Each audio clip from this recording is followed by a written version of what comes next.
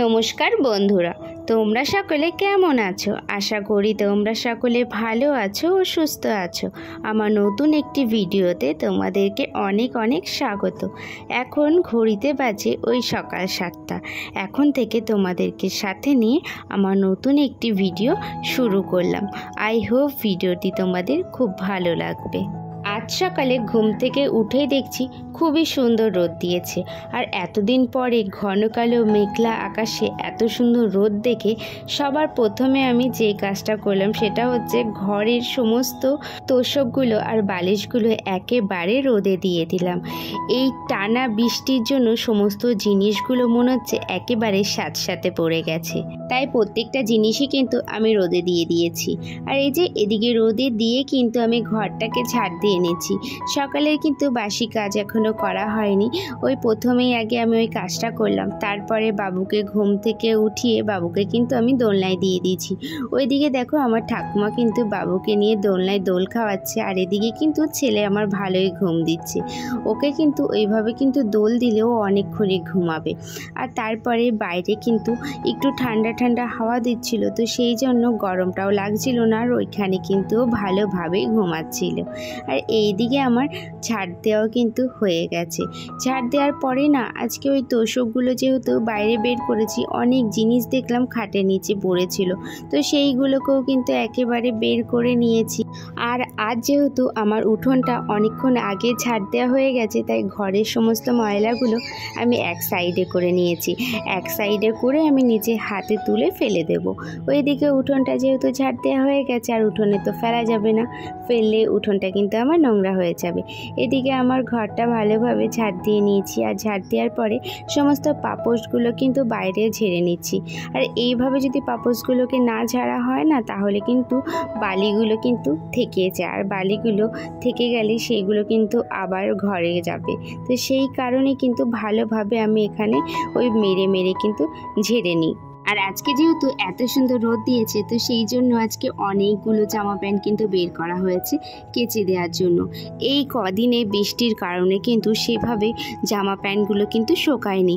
ওই যতই হালকা শুকিয়েছে, মানে জল টেনেছে আর হাওয়াতেই যেটুকু শুকিয়েছে, ভালোভাবে যেটা কড়মড়ে রোদের যে শুকানো, সেই শুকানোটা কিন্তু শুকানো হয়নি। তো সেই জন্য যেগুলো ভালোভাবে শুকায়নি সেইগুলো কিন্তু আমি আরেকবার রোদে মেলে দিচ্ছি। রোদে মেলে একেবারে ঘরে তুলবো, আর বাদবাকিগুলো কিন্তু আমি কেচে দেবো। আজকে কেচে দিলে কিন্তু যদি রোদ থাকে তাহলে কিন্তু ভালোভাবেই শুকিয়ে যাবে।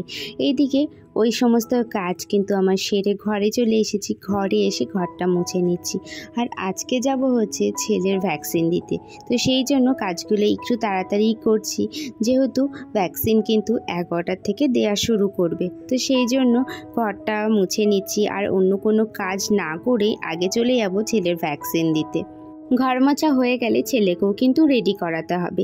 ছেলে কিন্তু সেই সকালবেলা একবারই খেয়েছে, খেয়ে যে ঘুম দিয়েছে, আর কিন্তু ঘুম থেকে ওঠার কোনো নাম নেই। তো সেই জন্য ছেলেকে ঘুম থেকে উঠিয়ে তারপরে খাইয়ে দাইয়ে একেবারে স্নান করিয়ে নিয়ে যেতে হবে, যেহেতু আমি 11টার সময় যাব, অনেকটাই বেলা হয়ে যাবে। তো সেই জন্য এই যে এদিকে ছেলেকে খাইয়ে দাইয়ে একেবারে রেডি করিয়ে কিন্তু আমরা বেরিয়ে গেছি। আমি আর আমার বোন কিন্তু বেরিয়েছিলাম ভ্যাকসিন দিতে। আর এই ভ্যাকসিনটা ছিল আমার বাবুর কিন্তু 2.5 মাসের ভ্যাকসিন। একটা ছিল টিটিনাস, আর দুটো কিন্তু ওষুধ ছিল। আর আগের বার যখন ভ্যাকসিন দিতে এসেছিলাম তখন কিন্তু আমার সাথে আমার মা এসেছিল। আর এবারে যেহেতু মায়ের শরীরটা খুব খারাপ, তো তার জন্য আর মা আসতে পারেনি, আমি আর বোন এসেছিলাম। আর আমি নিজেও খুবই ভয় পাচ্ছিলাম যে ও কান্নাকাটি যাতে না করে। আর এদিকে যখন আন্টিটা ওকে তেলটা খাওয়াচ্ছিল, ও কিন্তু তখন ঘুমাচ্ছিল, আর ঘুমন্ত অবস্থায় না সেভাবে খেতে চাইছিল না, বারবার করে কিন্তু ও ফেলে দিচ্ছিল তেলটা। তো সেই জন্য একেবারে ওকে না চিপে ধরে কিন্তু খাওয়ানো হচ্ছিল।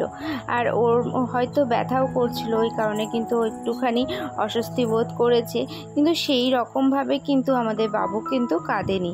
এই এখনই একটুখানি যা ছটপট করছে, কিন্তু এর পরে কিন্তু সেভাবে কিন্তু আর ছটপটও করেনি।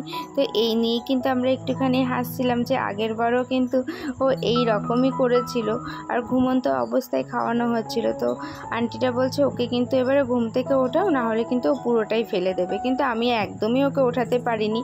আর এই যে আগেরবার যখন ওকে না ভ্যাকসিন দিয়েছিলাম, তখন এই টিটেনাসটা না ওর ভুল জায়গায় পড়ে গেছিলো, তো সেই জন্য ওর পাটা পুরোই ফুলে গেছিলো। তাই আমি এবারে বলে দিয়েছিলাম যে ঠিক জায়গায় কিন্তু টিটেনাসটা দিতে, তো সেটাই দিচ্ছে। আর তখনই বাবু কিন্তু একটুখানি কান্না করে উঠেছিল, তারপরে আবার ঠিক হয়ে গেছিলো। কিন্তু ওর কিন্তু বিকেল থেকে না প্রচণ্ড জ্বর এসেছিলো আর ভ্যাকসিনে। তো এমনিতে ভ্যাকসিনে জ্বর আসাটা নাকি খুবই ভালো। জ্বর আসাটা ভালো হলেও কিন্তু আমাদের জন্য অনেকটাই কষ্টের, যেহেতু বাবু কিন্তু জ্বর আসলে কান্নাকাটি করে আর ব্যথার জন্য সারা দিন রাতি কিন্তু ছটফট করে, পাটা নাড়ালে ওর ব্যথা করে, আর আমাদেরও কিন্তু সেটা দেখলে কষ্ট হয়। তো সেই জন্য মাঝে মাঝে মনে হয় কি ধুর ভ্যাকসিনগুলো না দেওয়াই কিন্তু ভালো। কিন্তু না, ভ্যাকসিনগুলো কিন্তু ওদের জন্য খুবই ভালো। প্রত্যেকটা ভ্যাকসিনই কিন্তু দেওয়াটা উচিত, কোনো ভ্যাকসিনই যাতে মিস করা কিন্তু উচিত না। আর প্রত্যেকটা শিশুর কিন্তু ভ্যাকসিন দেওয়ার পরে যদি জ্বর আসে তাদেরকে কিন্তু ওরাই কিন্তু সাজেস্ট করে দেয় ক্যালপল। তো আমাকেও কিন্তু আমার বেবির জন্য সাজেস্ট করেছিল ক্যালপল। তো আমার বাড়িতে ক্যালপল কিন্তু সব সময় আনাই থাকে। আর এদিকে ওই যে ভ্যাকসিন দিয়ে চলে এসেছি, তারপরে হচ্ছে যে এসে ছেলেকে একটুখানি কিন্তু ঘুম পাড়িয়ে দিয়েছি। আর বাবু কিন্তু খুবই কান্নাকাটি করছিল বাড়িতে আসার পরে, তো সেই জন্য পাটাকে আমি হালকা করে একটা আমার ওড়না দিয়ে কিন্তু আমি মুড়িয়ে রেখেছিলাম, যাতে পাটা কিন্তু আমার বাবু যাতে না নাড়ায়, তাহলে কিন্তু ওর ব্যথাটা করবে না। আর পাটা নাড়ালে কিন্তু ওর ব্যথাগুলো করবে। আর তোমরাও চেষ্টা করবে যেদিন ভ্যাকসিন দেবে সেই দিন কিন্তু পাটাকে হালকা করে কিন্তু একটু মুড়িয়ে রাখার। তো হালকা করে মুড়িয়ে রাখলে কিন্তু ওদের কিন্তু ব্যথাটা কিন্তু কম হবে, আর ওরা কিন্তু একেবারে নিশ্চিন্তে কিন্তু ঘুমাবে। তো আমিও প্রত্যেকটা বাড়ি ওই রকমই করেছি। আমি এই নিয়ে বাবুকে 2বার ভ্যাকসিন দিয়েছি, 2বার ভ্যাকসিনে কিন্তু ওই রকম করেছি। এদিকে আমার তোমাদের সাথে কথা বলতে বলতে অনেকটাই কিন্তু কাজ হয়ে গেছে। আমার স্নান কমপ্লিট হয়ে গেছে। স্নান করে কিন্তু ওই যে তোষকগুলো বাইরে মেলেছিলাম সেগুলো কিন্তু ঘরে নিয়ে এসেছি, আর ঘরে নিয়ে ভালোভাবে কিন্তু বেড কভারটা পেতে নিচ্ছি। আজকে সকালবেলা কিন্তু আর বেড কভার পাতিনি, ওই তোষকগুলো ঘরে নিয়ে এসে ভালোভাবে তারপরে হচ্ছে বেড কভারটা পেতে নিচ্ছি। আজকের মতন ভিডিওটি আমি এখানেই শেষ করলাম। যদি তোমাদের আমার ভিডিওগুলো ভালো লেগে থাকে তাহলে কিন্তু আমার পাশে থেকো আর সাথে থেকো, আর কে কোথা থেকে আমার ভিডিওগুলো দেখছে সেটা কিন্তু জানিয়ে যেও।